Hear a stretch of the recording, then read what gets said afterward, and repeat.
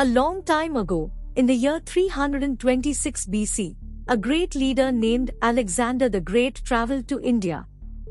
When he arrived, he met two kings, Omphis and Porus. Omphis decided to surrender to Alexander, but Porus didn't want to give up. They had a big battle near the Hydaspes river, and since it was a tough fight, the great Porus gained Alexander's respect for his bravery and leadership. Porus got his kingdom back. Alexander, a powerful leader, wanted to conquer all of India. However, when he and his army reached the Hydaspes river, his soldiers didn't want to go any further. They heard rumors about a very big Indian kingdom called the Nanda Empire, and it made them scared. So, Alexander had to go back to Babylon without finishing his conquest of India. After Alexander, there was a big Indian kingdom called the Nanda Empire with a huge army.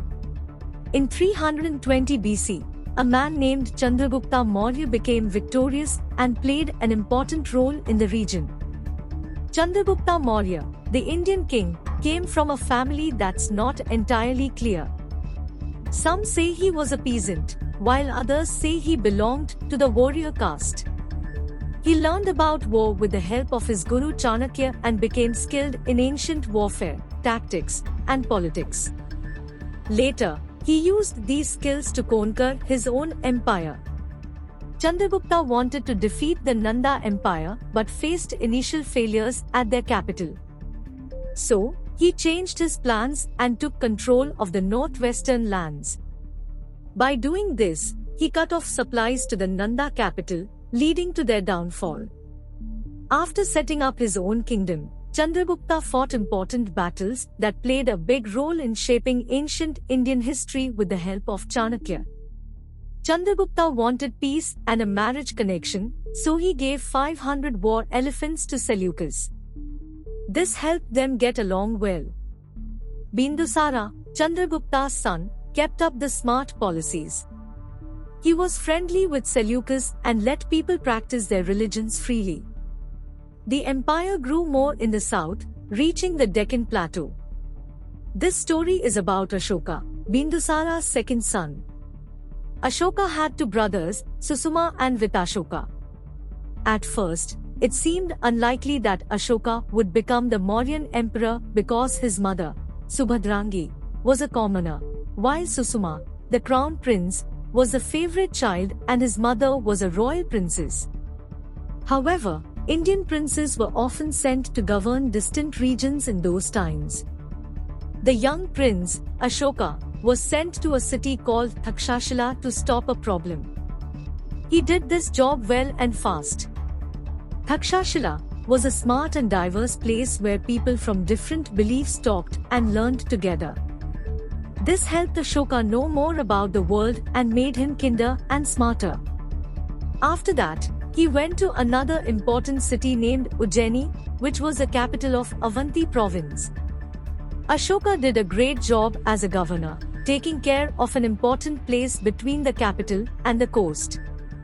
In this new role, he met and fell in love with a lady named Vidisha, who was the daughter of a trader also known as Vedisamhadevi Sakyakumari.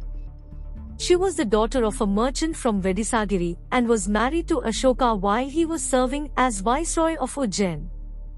According to the Mahabodhivamsa, a Ceylonese chronicle, she was a descendant of the Shakya clan, making her a relative of Gautama Buddha. Devi was a devout Buddhist and played a significant role in the spread of the religion. They had two children together, Mahendra and Sandamitra. Ashoka's children lived happily. Unfortunately, their peaceful life changed when Emperor Bindusara passed away in 274 BC. After that, people talk a lot about what happened. Many believe there were complex conflicts. Ashoka's brothers were jealous of his power and plotted to kill him. Ashoka learned of the plot and had his brothers executed. It is difficult to say for sure what really happened between Ashoka and his brothers. However, it is clear that there was a conflict between them, and that Ashoka ultimately emerged victorious. After winning a battle against his brothers, Ashoka became the emperor in 270 BC. As the emperor, Ashoka kept conquering new lands. Indian rulers at that time wanted to be seen as the king of kings, so they often went to war to prove their strength to other kings. Kings needed money to run their kingdom, and they got it from taxes. To get more taxes, they often conquered new lands. But this also meant they had to spend a lot on managing these lands and having a big army. In 262 BC, the Mauryan army went to the kingdom of Kalinga to get more land and money. Even though they had won battles before, this time it wasn't easy. The king, Ashoka, and his soldiers fought a hard and long battle against a brave enemy in Kalinga. The fight was so tough that it caused a lot of harm and sadness. Ashoka was successful in conquering Kalinga.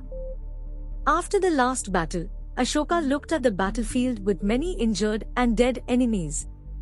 Usually, kings would be happy about winning, but Ashoka felt really sad and sorry at that moment. This was a very important moment in Ashoka's life. Around 150,000 people were captured, 100,000 were killed, and many more died because of hunger and sickness. Ashoka not only felt really sad about the direct results of the destruction he caused but also understood how terrible it was for the people who survived. Many children lost their dads, and moms who were already struggling became even more sad because they lost their sons and families.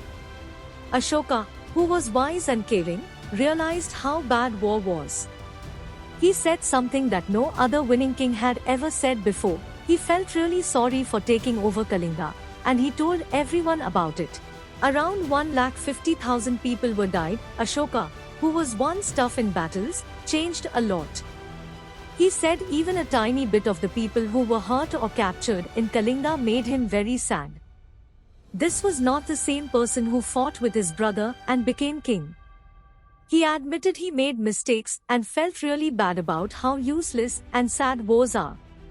From then on, he decided not to start fights unless absolutely necessary, and also dedicated his life and huge wealth towards building a society where people lived by the rules of virtue and good moral behavior.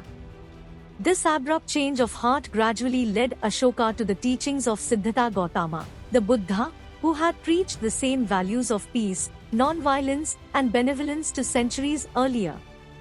Ashoka had likely known of Buddhism from an early age, as his wife was an adherent of the Buddha's teachings. However, he was the first king in history to convert to this apparently revolutionary religion. Contrary to what popular legends depict, Ashoka did not instantly convert to Buddhism after his change of heart on the field of war, but thoughtfully and practically chose a slow path which would benefit both him and the welfare of his subjects. If you like this content, a like, share, and subscribe would mean a lot to us.